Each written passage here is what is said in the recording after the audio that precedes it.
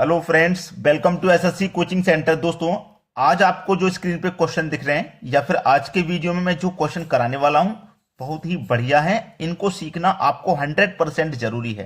तो पूरा वीडियो देखिएगा। चलिए स्टार्ट करते हैं। पहला सवाल है, 60 में कुल कितनी संख्याओं से भाग दिया जा सकता है? तो आप ऐसे नहीं करोगे कि भाई एक से भी हम भाग दे सकते हैं, दो से भी चला जाएगा, तीन से भी चला जाएगा, 60 में चार से भी, पांच से भी, छह से भी, ठीक है, 10 से चला जाएगा, 15 से चला जाएगा, 12 से, ऐसे नहीं गिनेंगे आप क्या करेंगे, 60 लेंगे। सीधा सीधा 60 लेना है, क्योंकि हमें ट्रिक से सीखना है ना। सीधा 60 लेना है आपको। तो 60 में आप क्या करोगे, पहले 2 से डिवाइड दो, 30 बार कटेगा। फिर 2 से डिवाइड करो, 15 बार में कटेगा। अब 2 से नहीं कटेगा ना, अब 3 से डिवाइड दो, 5 बार में कटेगा। अब 5 से डिवाइड दो, कट गया। तो हमारे गुणनखंड क्या क्या निकल गया, 2 2 3 5, 2 2 3 5, ये हमारे गुणनखंड निकल के आए हैं। ठीक है ना। चलिए, ये हमारे गुणनखंड निकल के आ गए, यहां तक किसी को कोई दिक्कत नहीं। अब समझिए, यहां पे मेरा ये 2 है ना, कितनी बार आया है भाई, 2 बार आया है।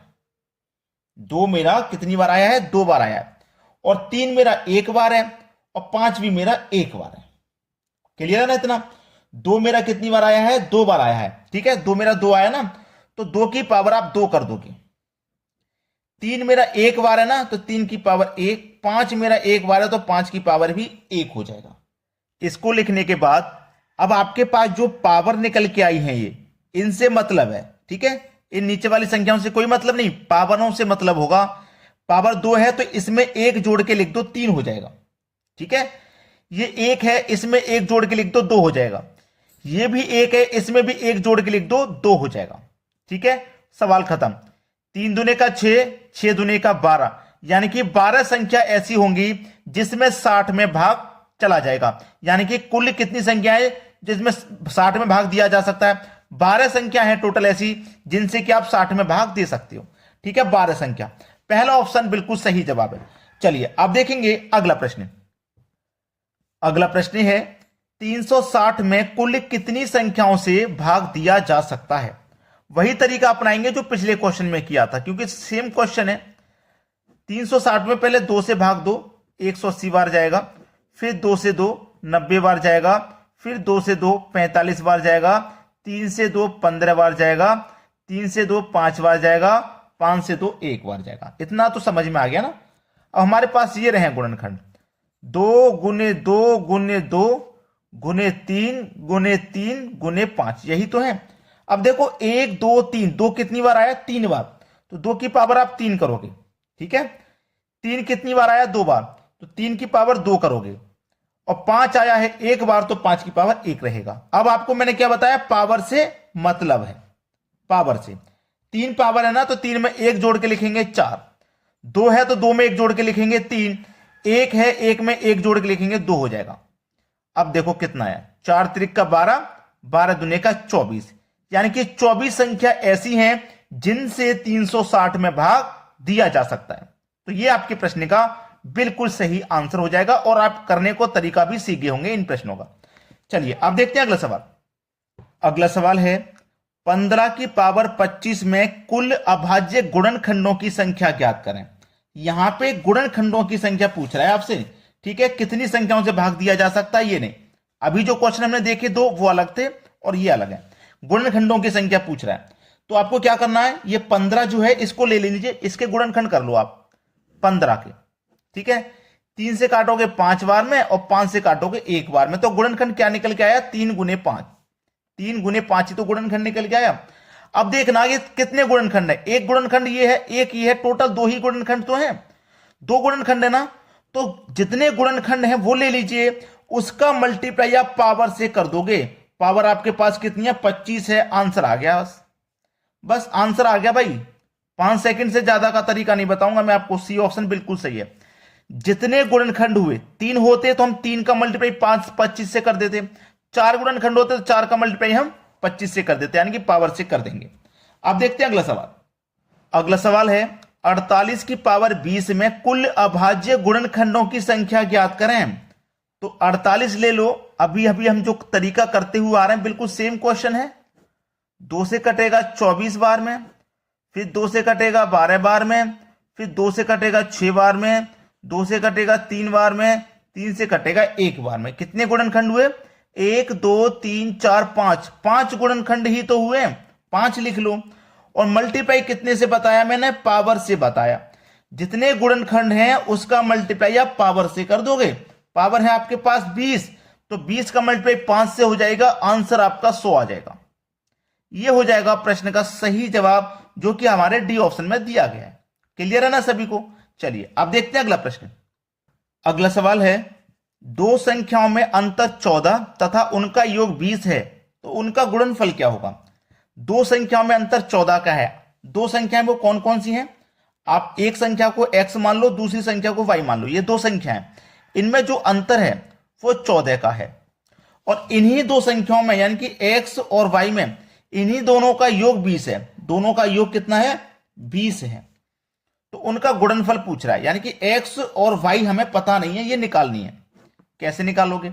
x प्लस का ये भी x प्लस का, तो ये 2x हो जाएगा, प्लस माइनस का y कट जाएगा, 14 और 20 34 हो जाएगा। ठीक है, x की वैल्यू यहां से निकल के आ जाएगी, x बराबर 34। ये 2 कहां जाएगा? बटे में 2 से कटा दो, 17 बार में गया, यानी कि x की वैल्यू आपकी 17 आ गई। x की वैल्यू आपकी कितनी आ गई भाई? 17 आ गई है x की वैल्यू। अब इसको आप समीकरण 1 में रख लो चाहे 2 में रख लो, आंसर सेम आ जाएगा। या फिर मैं डायरेक्ट कह दूं भाई मुझे x में से कितना घटाया जाए कि 14 आ जाए? 3 घटा दूंगा मैं, 14 नहीं आ जाएगा? आ जाएगा कि नहीं भाई? देखो x मेरा 17 है, 17 में से माइनस करूंगा 3 को, तो ये 14 के बराबर में होना चाहिए कि नहीं होना चाहिए? तो मुझे ये पता चल गया x की वैल्यू 17 है, y की वैल्यू 3 है।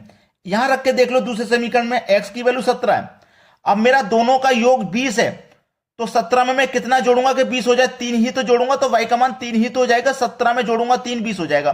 तो मुझे x और y दोनों का मान पता चल गया। x का 17 है, y का 3 है, और इन दोनों का उसने गुणनफल पूछा, तो गुणा कर दो। 17 का गुणा 3 से कर देंगे 51, यानी कि 51 बिल्कुल सही जवाब है आपके प्रश्न का, 51, जो कि हमारे सी ऑप्शन में दिया गया। क्लियर है ना सभी को? चलिए अब देखते हैं अगला सवाल। अगला प्रश्न है, दो संख्याओं का योग 42 है तथा उनका गुणनफल 437 है, तो उन संख्याओं का अंतर बताइए। बहुत बढ़िया सवाल। अभी जो करके आ रहा है ना, बिल्कुल वैसा ही समझो। दो संख्याओं का योग 42 है, यानी कि पहली संख्या x, दूसरी संख्या y, दोनों का योग आपको दे रखा है 42। क्लियर है ना? और दोनों संख्याओं का जो गुणनफल है, यानी कि x और y, ये जो दोनों संख्या है ना, इनका जो गुणा है वो आपको दे रखा है 437। यही सवाल है ना? यही सवाल है, हमें इतना तो क्लियर हो गया।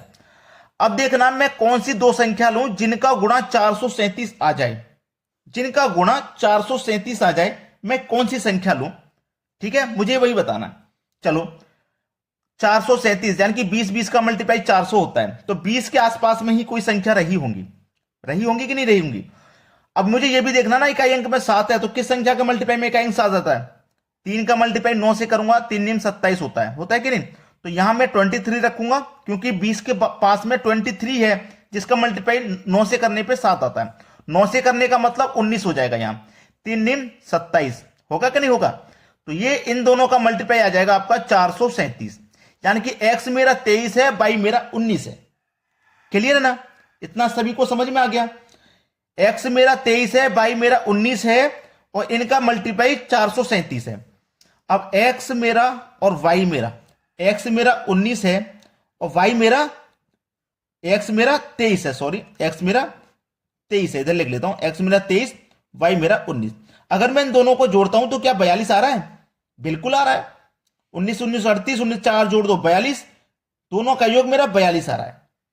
दोनों का अंतर पूछ रहा है, क्या है? अंतर कर दो।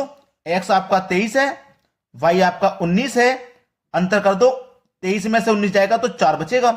यह प्रश्न का बिल्कुल सही जवाब, आसानी से कर जाओगे आप, पहला ही ऑप्शन सही जवाब हो जाएगा। अब देखते हैं अगला सवाल।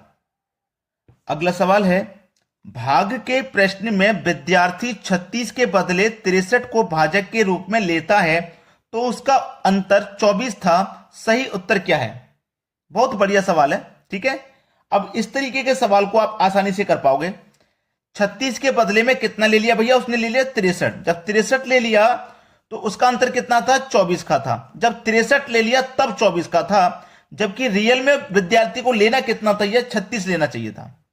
36 से तो लेना चाहिए था रियल में, लेकिन ले लिया कितना, 63। सवाल यही खत्म हो गया भाई।